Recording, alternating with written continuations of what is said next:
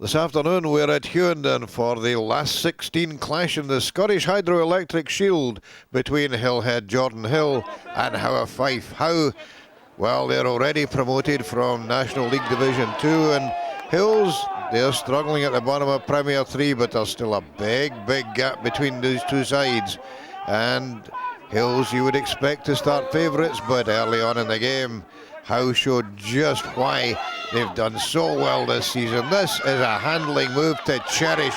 The ball worked out to wing Andrew McLean with some superb handling. He didn't score, but he set up the field position for Howe to stay there. The next time he got the ball, there was no stopping the scorching Fife winger. In he went for the first try after 15 minutes. Fair reward for Howe, who'd put in a sparkling quarter of an hour and given Hills something to think about. But straight from the kick-off, Howe offended, up stepped Gus Twaddle and reduced the margin to 2 points when he slotted that one straight through the posts. Hills putting a wee bit of pressure onto the Howe pack, but terrific clearance there by standoff Peter Horn, well taken by winger Alistair Jemison, but whoa, for that tackle, read Jason White on Paul Sackey. My goodness, that was a thumping tackle. Released the ball for Howe, and well, they didn't need any second asking to run the ball back. Lovely wee shimmying run there by standoff Peter Horn, thrown down.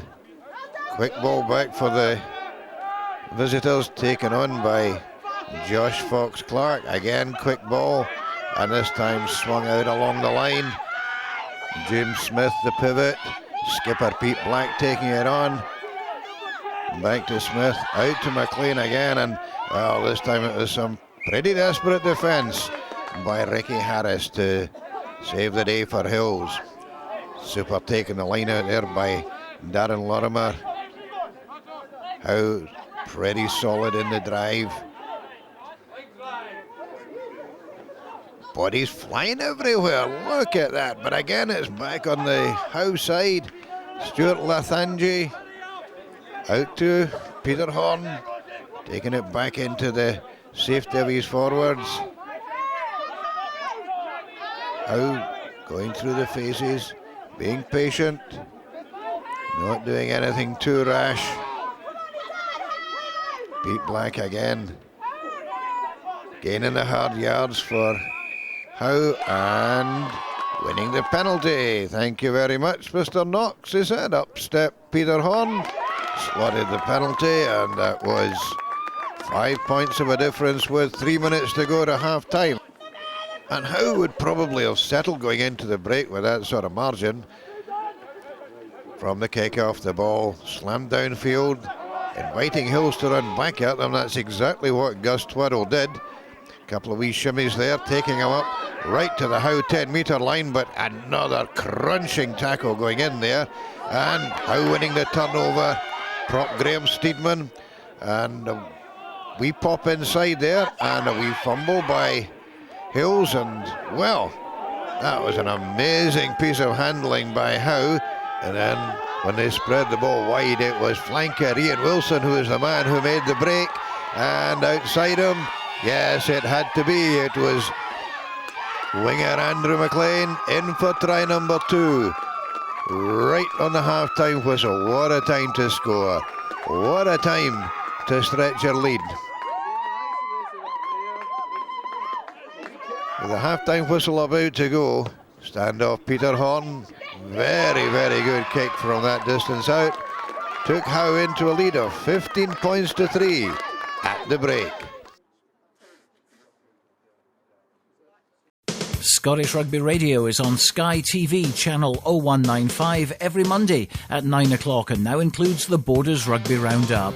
But our website is also a one-stop shop for news and results, as well as Ron Evans Club Roundup, special interviews and lots more besides. I'm Stuart Cameron. Join me at ScottishRugbyRadio.com.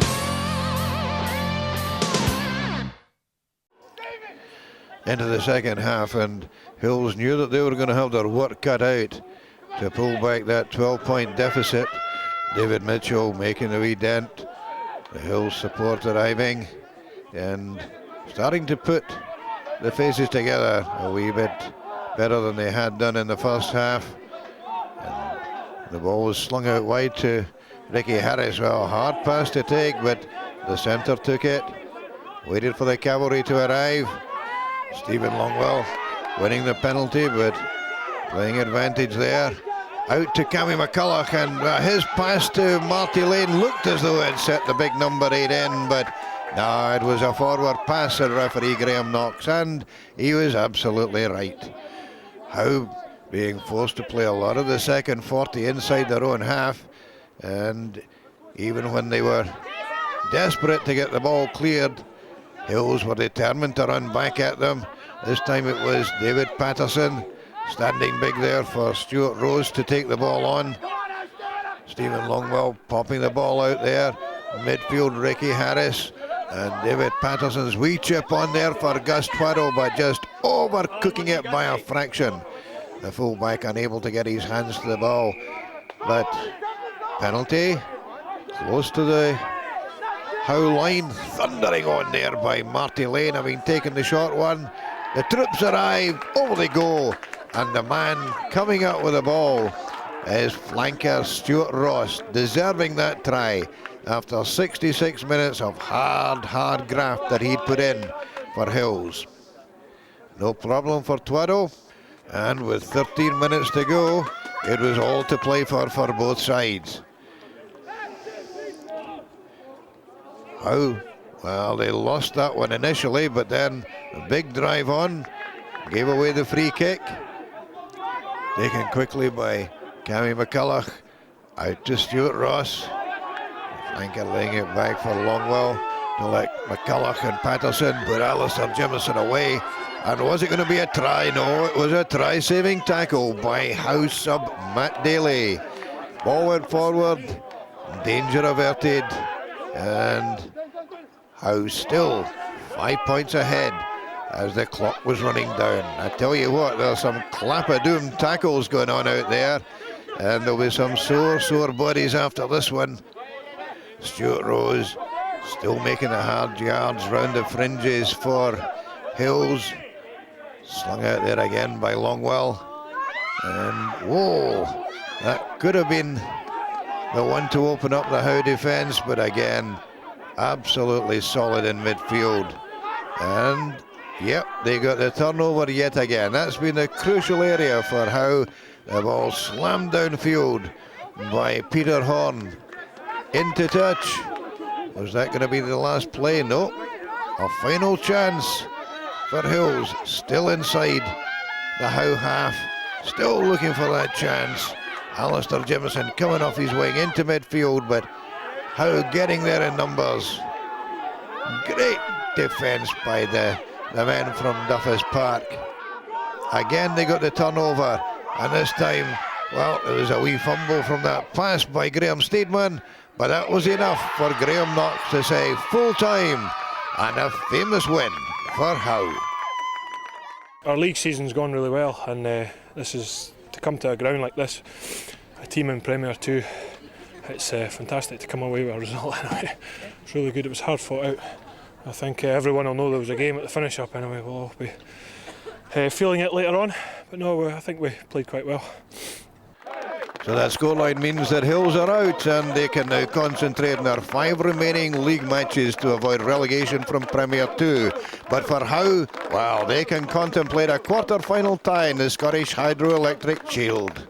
This is Ron Evans for Scottish Rugby Television at Hewenden.